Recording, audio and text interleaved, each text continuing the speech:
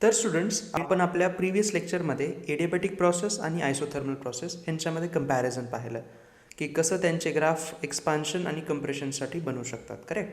त्याच्यासोबतच आपण हेही पाहिलं की एडियाबॅटिक प्रोसेसमध्येच मोनोॲटॉमिक, डायॲटॉमिक आणि पॉलीॲटॉमिक या 3 टाईपच्या गॅसेससाठी कसे ग्राफ्स बनतात. तर ते कंपॅरिझन हे खूप महत्त्वाचे आहेत, है ना. जर तुम्ही ते पाहिले नसेल लेक्चर तर ते नक्की पहा. खूप जास्त इन्फॉर्मेटिव्ह आहे आणि इंटरेस्टिंग पण आहे. ओके. आता आजचा आपला लेक्चर हा फक्त हीट कॅल्क्युलेशनवरती बेस्ड आहे. तर हीट कॅल्क्युलेशन आपण कशामुळे करतो आहे तर त्याचे कारण असं आहे बघा. आपल्या फर्स्ट लॉ ऑफ थर्मोडायनॅमिक्समध्ये delta Q equal to delta U plus delta W असं आपण लिहितो. त्यापैकी डेल्टा यूचं कॅल्क्युलेशन आपण केलेलं आहे. डेल्टा डब्ल्यूसाठी पण आपण भरपूर सारे लेक्चर्स डेडिकेट केले गेले होते. राहिला आता फक्त डेल्टा क्यू, म्हणजे आपला तिसरा पण पार्ट आता कंप्लीट होऊन जाईल या लेक्चरनंतर. ठीक आहे. म्हणून आपला लेक्चर आपण आजचा डेडिकेट केलेला आहे हीट कॅल्क्युलेशन, आणि त्याच्यासोबतच एक महत्त्वाची कॉन्सेप्ट आपण आज इंट्रोड्यूस करतो आहे ती म्हणजे molar heat capacity of gas. ठीक आहे. तर बघा आपण इथं दिलेलं आहे, स्टार्ट करतो आहे आपण की जर आपल्याकडं एन नंबर ऑफ मोल्स असतील, है ना, एन नंबर ऑफ मोल्स असतील आपल्याकडं, तर the heat required to increase its temperature from T1 to T2. आपल्याकडं गॅसचे एन मोल्स आहेत, त्याचं इनिशियल टेम्परेचर T1 आहे आणि नंतर त्याला आपल्याला हीटअप करून त्याला T2 टेम्परेचरपर्यंत न्यायचं आहे. ऑब्व्हियसली आपल्याला हीट द्यावी लागेल, है ना. तर ती हीट किती द्यावी लागते तर त्याचा हा फॉर्म्युला आहे बघा इथं दिलेला आपण. हे पहिला delta Q is equal to N C T2 minus T1. T2 minus T1 म्हणजे चेंज इन टेम्परेचर आलं, राईट. आणि इथं जे सी दिलं गेलेलं आहे या सीला आपण म्हणतो मोलार हीट कॅपॅसिटी. याला मोलार हीट कॅपॅसिटी म्हणण्याचं कारण काय आहे तर इथं पर मोल आपण काम करतो आहे ना. तुम्ही बघा डेल्टा क्यूमध्ये नंबर ऑफ मोल्स मल्टिप्लाय झालेले आहेत ना, हे एन, त्यामुळं जो सी येतो तो मोलार हीट कॅपॅसिटी असं म्हटला जातो. ठीक आहे. तर ह्या T2 मायनस T1ला आपण डेल्टा टी लिहू शकतो आहे बघा, आणि त्यामुळे आपला हा सेकंड फॉर्म्युला बनतो. तोच आहे फक्त वेगळ्या फॉर्मॅटमध्ये. Delta Q is N C delta T. Okay. तर सी आपला मोलार हीट कॅपॅसिटी झाला. आता आपल्याला सीचं युनिट लिहायचं आहे, तर त्यासाठी मी इथं काय करतो आहे बघा, या इक्वेशनवरून मी सीचं एक इक्वेशन बनवतो आहे. C is equal to delta Q upon N delta T असं मला लिहिता येईल. Correct. C equal to delta Q upon N delta T असं आपल्याला लिहिता येईल. तर सीचं युनिट तुम्ही बघा, न्यूमरेटरमध्ये आपल्याला हीट आहे म्हणजे त्याचं आलं जूल, डिनॉमिनेटरमध्ये मोल्स आणि टेम्परेचर आहे म्हणून पर मोल आणि पर केल्विन, अशा पद्धतीनं हे एस आय युनिट येऊन जातं. ओके. हे जे आपण फॉर्म्युला लिहिला सीचा, या सीच्या फॉर्म्युलावरून मोलार हीट कॅपॅसिटीची डेफिनेशन पण आपल्याला देता येते. कशी देता येते बघा. तर सीला, या मोलार हीट कॅपॅसिटीला असं पण लिहितात, amount of heat required, amount of heat required to increase temperature of 1 mole of gas, 1 mole gas by 1 Kelvin. बघा सीला कसं डिफाईन केलं आपण, किती हीट लागते कुणासाठी, 1 मोल गॅससाठी 1 केल्विननं टेम्परेचर वाढवायला फक्त, त्या हीटला म्हणायचं मोलार हीट कॅपॅसिटी. तर हे जे आपलं फॉर्म्युला आहे, ज्या पद्धतीनं सी डिफाईन केलं आहे ना, delta Q upon N delta T, यावरूनच डेफिनेशन पण आपल्याला देता येते. ठीक आहे. आता या लेक्चरमध्ये आपण पुढं काय करणार आहोत तर वेगवेगळ्या ज्या आपल्या प्रोसेसेस आहेत, आयसोथर्मल, आयसोबारिक, आयसोकोरिक, एडियाबॅटिक, या प्रोसेसेससाठी आपल्याला मोलार हीट कॅपॅसिटी डिफाईन करायची आहे. ओके. तर आपण सुरू करू त्याला. नंबर वन आहे आपली आयसोथर्मल प्रोसेस. तर आपल्याला माहिती आहे की आयसोथर्मल प्रोसेससाठी चेंज इन टेम्परेचर जो असतो तो 0 असतो, है ना. मग त्यामुळं बघा आता डेल्टा क्यूच्या जागी मी तो बेसिक फॉर्म्युला लिहून टाकलेला आहे, एन सी डेल्टा टी, त्यावरून सी झाला delta Q upon N delta T. पण इथं आपल्याला माहिती आहे की डेल्टा टी आपला 0 आहे. मग डिनॉमिनेटरमध्ये जेव्हा 0 होईल, बघा आता सीच्या कॅल्क्युलेशनमध्ये delta Q upon N into delta T 0 आहे. Anything divide by 0 comes out to be infinity. समजतंय. म्हणून आपण असं लिहू शकतो की for isothermal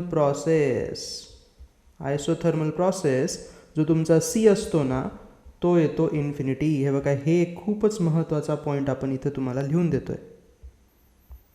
isothermal प्रोसेससाठी C infinity असते. याला दुसऱ्या पद्धतीनं आपल्याला असंही म्हणता येतं की आयसोथर्मल प्रोसेसमध्ये तुम्ही कितीही एनर्जी द्या, इनफायनाईट एनर्जी द्या, 1 केल्विननं पण टेम्परेचर नाही वाढणार त्या गॅसचं. आठवतं आपण सीला कसं डिफाईन केलं होतं? C was defined as the amount of heat energy required to increase temperature of 1 mole of gas by 1 Kelvin. मग समजा की माझ्याकडे 1 मोल गॅस आहे, त्याचं टेम्परेचर 1 केल्विननं वाढवायचं आहे, पण आयसोथर्मल प्रोसेस आहे. आयसोथर्मल प्रोसेस टेम्परेचर वाढवू शकत नाही, पहिली गोष्ट आहे ना. सो इनफायनाईट एनर्जी जरी तुम्ही दिली तरी हे पॉसिबल होणार नाही, राईट. सो अशा पद्धतीनं जर तुम्ही ह्याला समजायचा ट्राय केलात ना तर हे जास्त वेळासाठी लक्षात राहील असं मला वाटतं सीच्या व्हॅल्यूबद्दल, है ना. आपण नंबर 2 कडे जाऊयात आता. एडियाबॅटिक प्रोसेस, अगेन एक सोपी प्रोसेस आहे. तर एडियाबॅटिक प्रोसेससाठी डेल्टा क्यू काय असतो? 0 असतो, कारण तुम्ही हीटच देत नाही ना. हीट घेतली पण जात नाही आणि काढली पण जात नाही, राईट. मग delta Q is equal to N C delta T, है ना. मग आता हा डेल्टा क्यूच जर 0 झाला आपला, तर मला असं लिहिता येईल ना, न्यूमरेटर 0 आहे म्हणजे सी झाला तुमचा 0. मग मी ते लिहू शकतो का बघा बरं? फॉर एडियाबॅटिक प्रोसेस तुमचा सी हा 0 असेल. बघा, आयसोथर्मलसाठी सी होता इनफायनाईट, एडियाबॅटिकसाठी सी झाला 0, है ना. हे इथं आपण लिहून देऊया त्याला असं. हे लक्षात ठेवायचं तुम्हाला फायनल रिझल्ट, ओके. आणि डेरिव्हेशन पण लिहा, बोर्डसाठी हे महत्त्वाचे ठरतात, ओके. आता पुढच्या प्रोसेसला जाऊयात. तर आता आयसोकोरिक प्रोसेसमध्ये, है ना, मोलार हीट कॅपॅसिटी पाहतोय आपण आयसोकोरिक प्रोसेससाठी. तर आयसोकोरिक प्रोसेससाठी आपल्याला माहिती आहे की व्हॉल्यूम जे आहे ते कॉन्स्टंट राहतं. व्हॉल्यूम न बदलणं म्हणजे त्याला आपण आयसोकोरिक म्हणतो, राईट. मग त्यासाठी वर्क डन तुमचं 0 येऊन जातं. मग जेव्हा तुम्ही फर्स्ट लॉ लावाल तर बघा, फर्स्ट लॉमध्ये काय झालं, हा इथं फर्स्ट लॉ लावतोय मी, delta Q is equal to delta U plus W.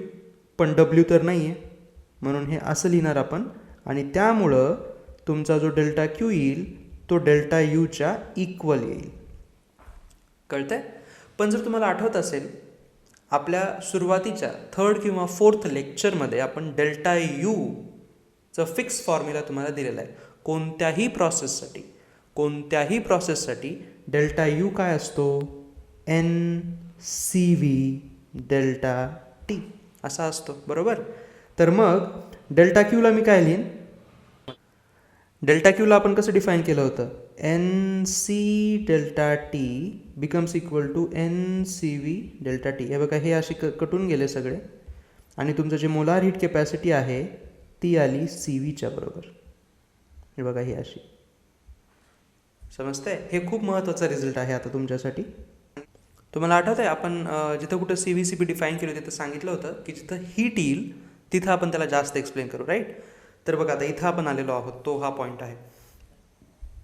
जेव्हा तुम्ही एखाद्या गॅसला कॉन्स्टंट व्हॉल्यूममध्ये टेम्परेचर, कॉन्स्टंट व्हॉल्यूम ठेवून तुम्ही जेव्हा त्याला हीट द्याल ना, त्या हीटचा वापर हा वर्क डन होण्यासाठी होणार नाही, कारण की त्याचं व्हॉल्यूम फिक्स आहे. सो तुम्ही जी काही हीट देत आहात ती व्हॉल्यूम न इन्क्रीज करता फक्त टेम्परेचर वाढवते. समजतंय? वर्क डन 0 राहतं आणि फक्त टेम्परेचर वाढवतो. त्यामुळं अशा केसेसमध्ये तुमची मोलार हीट कॅपॅसिटी जी राहते, ज्याला आपण सी डिनोट केलेलं आहे, ती सी व्ही होऊन जाते. जे व्ही तिथं लावलेलं आहे ना सुपरस्क्रिप्टमध्ये, जे व्ही छोटं व्ही लावलेलं आहे ते व्ही स्टँड करतं कॉन्स्टंट व्हॉल्यूमसाठी. मी परत एकदा इथं सांगतो तुम्हाला, बघा, हे जे इथं व्ही आहे ना, हे व्ही सांगत आहे की ही आयसोकोरिक प्रोसेस आहे, अजून काहीच नाही. त्या व्हीचा अजून वेगळा असं काही यूज नाही आहे. It stands only to show की this process is constant volume, म्हणजे आयसोकोरिक. ठीक आहे. आणि जर तुमच्या आता लक्षात असेल तर चांगलीच गोष्ट आहे, नसेल तर तुम्ही इथं परत एकदा नोट करून घ्या की वेगवेगळ्या गॅसेससाठी सी व्हीची व्हॅल्यू ही वेगवेगळी असते. फॉर एक्झाम्पल, मोनो ॲटॉमिकसाठी सी व्हीची व्हॅल्यू ही 3R/2 असते. डायॲटॉमिकसाठी, मी लो टेम्परेचरसाठी म्हणतोय कारण तेच मेजॉरिटी वेळेस विचारलं जातं, 5R/2 असते. आणि पॉलीॲटॉमिक जर असेल तर तिथं सी व्हीची व्हॅल्यू ही 3R असते. हे तुम्हाला पाठ होणं जरुरी आहे. मी प्रत्येक वेळेस सांगतो है ना, पाठ नसेल तर प्लीज हे करून घ्या. तर आयसोकोरिक प्रोसेससाठी स्पेसिफिक हीट कॅपॅसिटी जी आहे सी, ती असेल सी व्ही, आणि सी व्हीच्या ऑलरेडी आपण व्हॅल्यू बघितलेल्या आहे, त्याचा टेबल पण पाहिलेला आहे. आता राहिली आपली चौथी प्रोसेस आयसोबारिक प्रोसेस. त्यासाठी पण बघूयात. आता आयसोबारिक प्रोसेससाठी काय असतं, तर प्रेशर कॉन्स्टंट असतं राईट. मग फर्स्ट लॉ आपण जर लिहिला, फर्स्ट लॉमध्ये काय आहे, delta Q is delta U plus delta W आहे ना, अजून तिथं काहीच केलेलं नाही आपण. आता मी वर्क डन जे आहे ना, हे वर्क डन इथून काढतोय बघा. आयसोबारिक प्रोसेससाठी वर्क डनचा फॉर्म्युला आपल्याला हा माहिती आहे. Work done is pressure into delta V, कारण प्रेशर तर कॉन्स्टंट असतं आहे ना. या प्रेशर इंटू डेल्टा व्ही पेक्षा अजून एक फॉर्मॅट हा वाला आहे, एन आर डेल्टा टी. हा आपल्यासाठी युजफुल राहील इथं. तर हे जे वर्क डनचं जे इक्वेशन आलं ना, एन आर डेल्टा टी, ते मी आता रिटर्न इथं टाकतोय. बघा बरं काय होईल. डेल्टा क्यू काय होईल आपला, delta Q will be equal to delta U plus N R delta T. आता डेल्टा क्यूला मी लिहू शकतो N C delta T equal to delta यूला काय लिहावं, डेल्टा यू. बघा परत एकदा सांगतो मी, डेल्टा यू हा नेहमीच N C V delta T असतो. ऑलवेज ऑल प्रोसेसेससाठी डेल्टा यू हा N C V delta T असतो. डेल्टा यू जो आहे, परत एकदा सांगतोय मी, N C V delta T असतो नेहमी. हा प्रोसेसवरती ओरिएंटेड नाही, फक्त टेम्परेचर बदल किती आहे तेवढंच लागतं त्याला, आणि सी व्ही लागतो. ओके, तर इथं मी लिहितो त्याला N C V delta T plus N R delta T. बघा हे असं झालं. आता याच्यामधून आपण कॉमन काढू शकतो. बघा राईट हँडमधून आपण एन इंटू डेल्टा टी जर कॉमन काढलं, शिल्लक काय राहील, सी व्ही प्लस आर शिल्लक राहील. एन डेल्टा टी बघा इकडं पण आहेत, दोन्ही साईडचे कॅन्सल होतील. तर हे जे सी आहे बघा, ते आलं सी व्ही प्लस आर. समजते. आता इथे एक ट्विस्ट आहे. जास्त काही मोठा ट्विस्ट नाही आहे, छोटंच आहे बघा, इंटरेस्टिंग आहे. ही प्रोसेस आयसोबारिक आहे, ज्यासाठी प्रेशर हे कॉन्स्टंट राहतं. मागं जर तुम्ही गेलात, थर्ड पॉईंट आपण जिथे डिस्कस करत होतो, कॉन्स्टंट व्हॉल्यूम. ते कॉन्स्टंट व्हॉल्यूमला molar heat capacity C V का लिहिली होती, ते व्ही कशासाठी स्टँड करत होतं, कॉन्स्टंट व्हॉल्यूम. मग इथं जे सी असेल ते कॉन्स्टंट प्रेशर या प्रोसेससाठी आहे. मग तिथं आपण छोटं पी लिहायला पाहिजे राईट. म्हणून या इक्वेशनला असं लिहितात बघा, की C P becomes C V plus R. हे बघा, हे आपण अगोदरही पाहिलेलं होतं, आठवते के टी जीमध्ये हे पाहिलं होतं. ते इथून आलेलं आहे ॲक्च्युली. फर्स्ट लॉचं डेरिवेशन जेव्हा करतो ना आपण, त्याच्यामध्ये C P becomes C V plus R. तर सी पी काय आहे, C P stands for molar heat capacity at constant pressure, isobaric process. C V stands for molar heat capacity at constant volume. समजते आता. P stands for isobaric, V stands for isochoric process. बस ठीक आहे. आता आपण थोडंसं पुढं जाऊयात. आता हे बघा, हे C P equal to C V plus R हेही तुम्हाला पाठ करायचे आहेत. मागं जे तुम्हाला मी 3 व्हॅल्यू दिल्या, मोनो, डाय आणि पॉलीसाठी सी व्हीच्या व्हॅल्यू दिल्या, त्यानुसार तुम्ही सी पीच्या व्हॅल्यू पण लगेच आता काढू शकतात. बघा कशा, मोनोसाठी सी पी काय होईल, आता सी व्ही होता 3R/2, त्याच्यामध्ये एक आर ॲड करा, हे 5R/2 होईल असं. त्याच्यानंतर डायासाठी लो टेम्परेचरसाठी करतोय मी, 5R/2 होता सी व्ही राईट, त्याच्यामध्ये एक आर ॲड केला तर 7R/2 होतो. आणि पॉलीसाठी सी व्ही होता 3R, त्यात अजून एक आर ॲड करा, 4R होईल. झालं. अशा पद्धतीनं सी पी आणि सी व्ही परत एकदा आपण तिन्ही गॅसेससाठी तुम्हाला सांगितलेले आहेत है ना. आता एक शेवटचा पार्ट आपण बघूया त्याच्यामधला, आणि मग आपल्याला प्रॉब्लेम्स बघायचे आहेत. बघा हा एक महत्त्वाचा पॉईंट आहे, relation between C P, C V, gamma and R. तर आपण पहिलं इक्वेशन तर आत्ता आपण माहीत असलेलंच लिहिलं, की सी पी जो आहे तो सी व्ही प्लस आर आहे, म्हणजे सी पी हा सी व्हीपेक्षा मोठा असतो. हे नेहमी लक्षात ठेवा. मी तर लिहितोय पण C P is greater than C V, कारण त्याच्यामध्ये आर जो आहे तो ॲड होतोय right. Similarly C P by C V हा जो रेशो येतो त्याला पण गामा म्हटलं जातं. हा गॅस कॉन्स्टंटच म्हटला जातो, त्या पर्टिक्युलर गॅससाठी असतो हा कॉन्स्टंट गामा. ठीक आहे. हाच गामा आपण एडियाबॅटिक प्रोसेसमध्ये वापरलेला आहे. कुठं वापरलेला आहे? तर आपण एडियाबॅटिक प्रोसेससाठी पी व्ही पॉवर गामा, त्यानंतर T V power gamma -1 etcetera असे अजून एक इक्वेशन आपण दिलं होतं, राईट, प्रेशर आणि टेम्परेचरमध्ये. ह्याच्यामध्ये जो गामा वापरला आहे ना, हाच गामा इथं आहे, अजून काहीच नाही. सो आय थिंक आता तुम्हाला लक्षात आलं हे पूर्ण सर्कल कंप्लीट व्हायला, राईट. तर गामा कुठून आला होता वगैरे वगैरे, तर ते इथून आलेलं आहे. अशा पद्धतीने डिफाईन केला गेला आहे. ओके, मग आता आपल्याला रिलेशन काय काढायचं आहे बघा. हे जे रिलेशन मी तुम्हाला आता देतो त्याच्यावरती खूप वेळेला न्यूमेरिकल नाही पण MCQमध्ये क्वेश्चन्स विचारले गेलेले आहेत ह्या इक्वेशनवरती, जे आपण डिराईव्ह करणार आहोत. तर काय आहे हे डेरिव्हेशन बघा जरा. आपण इक्वेशन 1 आणि इक्वेशन 2चा यूज करणार आहोत बघा. ओके, तर जे CP आहे, ह्या CPला मी या इक्वेशनमध्ये असं लिहितोय बघा. CPला CV + R divide by CV equal to gamma लिहितोय मी. CPच्या जागी CV + R लिहिले, राईट. मग आता CV + R becomes gamma into CV, right. R is equal to CV into gamma -1 होईल का? हा जो CV आहे तो जर दुसऱ्या साईडला टाकला तर -CV होईल आणि मग तिथे मी कॉमन काढू शकतो, राईट. बघा, त्यामुळं CVचं एक इक्वेशन भेटलं मला, R अपॉन गामा -1. हे बघा, हे CV आला फक्त आणि फक्त Rच्या टर्म्समध्ये आणि गामाच्या टर्म्समध्ये. दिस इज वन रिलेशन. अशाच पद्धतीनं CPचं रिलेशन गामाच्या रिस्पेक्टमध्ये देता येतं. कसं देता येतं? परत एकदा मी याच इक्वेशनकडे येतोय बघा.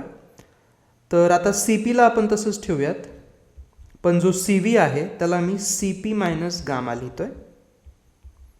सॉरी, चुकलं माझं, चुकलं.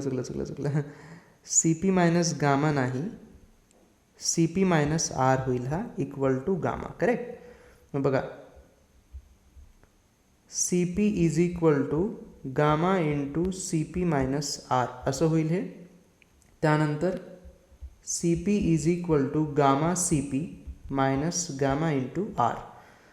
गामा इंटू आरला लेफ्ट साईडला जर आणला आपण तर राईट हँड साईडमध्ये काय राहील बघा, CP कॉमन राहील आणि गामा -1 राहील. ओके, म्हणून CPचं इक्वेशन आलं gamma into R divide by gamma -1. हे बघा, हे दुसरं इक्वेशन आलं आपल्याकडे, जे की महत्त्वाचं आहे. सो अशा पद्धतीनं CP आणि CVचे रिलेशन्स आपल्याला काढता येतात, जे फक्त R वरती डिपेंड करतात. कळतंय? ह्याच्यावरती डायरेक्ट प्रश्न आलेले आहेत. सो मला असं वाटतं की हे 2 इक्वेशन तुम्ही लक्षात ठेवणं जरुरी आहे, है ना. हे बघा, हे एक वालं इक्वेशन आणि हे इथलं दुसरं वालं इक्वेशन. ऑब्व्हियसली याच्यासोबत तुम्हाला हे पण लक्षात ठेवायचेच आहेत बरं का. हे तर आहेतच महत्त्वाचे आहे बघा, हे वाले. चालते.